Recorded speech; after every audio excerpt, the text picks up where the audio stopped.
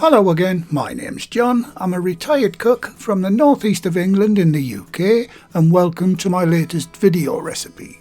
And in this one I'll be recreating this amazing banana bread stroke cake recipe. This version is very light, delicious and easy to make. You can view the ingredients list and full written method for this recipe on the recipe page on the channel's website. I'll leave a link in the description under the video, or you can click on the eye icon top right of the screen to take you directly to the recipe page. And I'd like to thank the Patreon and PayPal supporters for their very kind help. I'll be doing the shout out and name splash a little later in the video. Okay, let's get on with today's recipe. Right, first job is to grease a 900 gram or 2 pound loaf tin. The dimensions of the tin that I'm using are on screen. And for added protection, I've also lined the bottom of the tin with parchment paper. Right, before I start the recipe, I'll preheat the oven to 170 degrees Celsius, that's 340 Fahrenheit, or gas mark 3. Okay, onto the recipe. Start by mashing up your 3 bananas. I like to use a fork and a bowl to do this job. Make sure that your bananas are pretty ripe. That will result in a much sweeter and better flavour of the finished cake.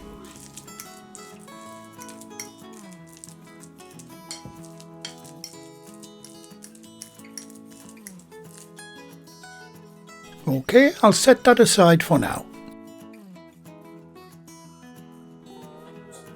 To a large bowl, add your sugar. Then add your softened butter. Now I like to use unsalted butter in the kitchen, but if you have salted butter, just leave the salt out of the main recipe. Now cream those two together using a spatula until you can't feel any more grains of sugar, and the mixture is smooth and has a lighter colour. That should only take about 2 or 3 minutes.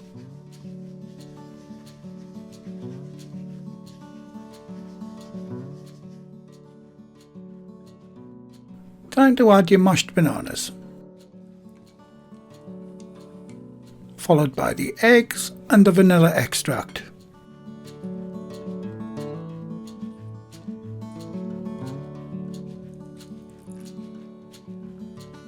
Now give that a good whisk until you have a nice, smooth, runny butter.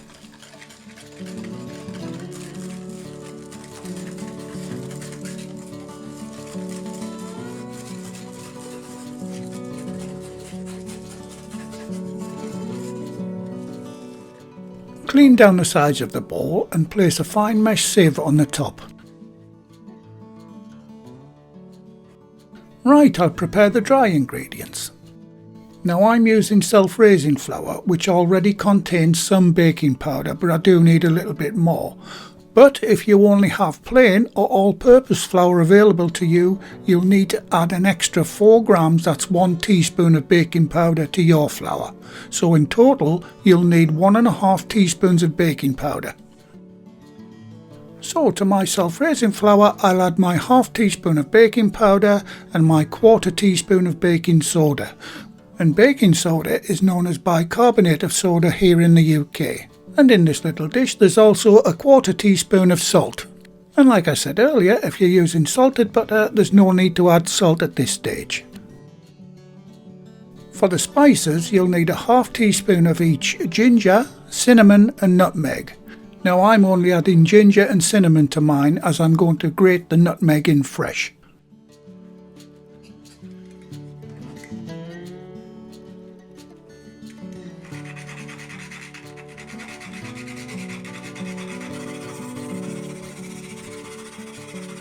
And that's the fresh nutmeg in, and I've used about half the nut. Now roughly blend those ingredients together and sift them onto the cake batter in the bowl.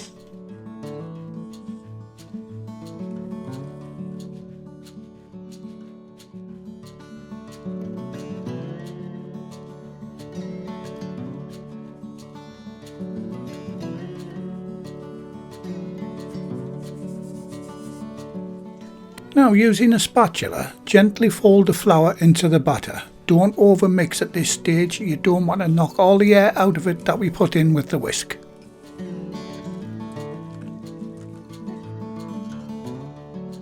And finally, fold in the walnuts. Now I've broke these down into smaller pieces. If you leave your walnuts whole, they tend to sink to the bottom.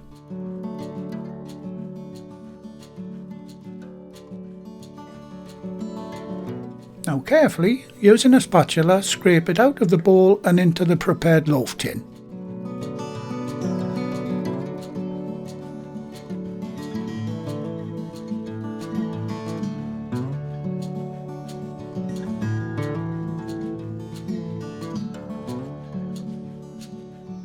Now gently even out the top using a spatula.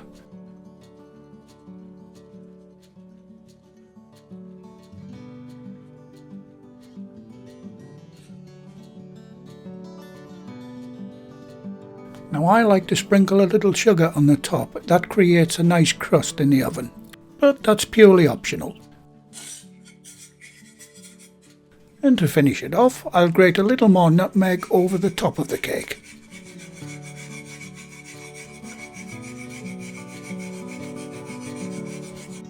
Now give the tin a few taps on the bench to lift any larger air bubbles.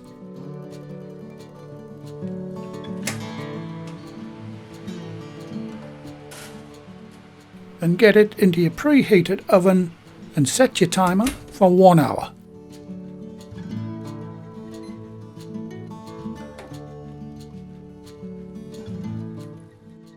And at this point, I hope you don't mind if I give my 2 recipe books a bit of a plug. The books have lots of our favourite easy to follow recipes from our work kitchens in them. Both books are available in the website shop, along with lots of other equipment I use in the videos. And by popular demand, the skeleton style oven gloves are now available too. Just click on the eye icon top right of your screen and that'll take you directly to the website shop. Okay, time's up, so I'll check it with a cocktail stick. If it comes out clean, it's done. If it comes out with wet batter on, give it another 5 minutes. The stick I'm using's come out clean, so that means mine's done. So I'll get it out and onto a wire rack for at least 10 minutes before attempting to take it out of the tin. And it's looking fabulous. Can't wait.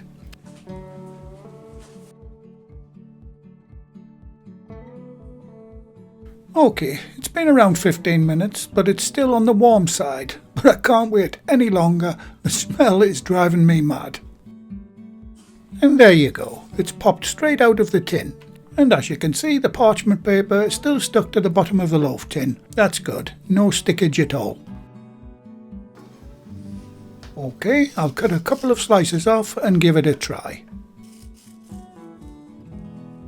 The texture of this cake is nice and light, soft, moist, and the smell is something else.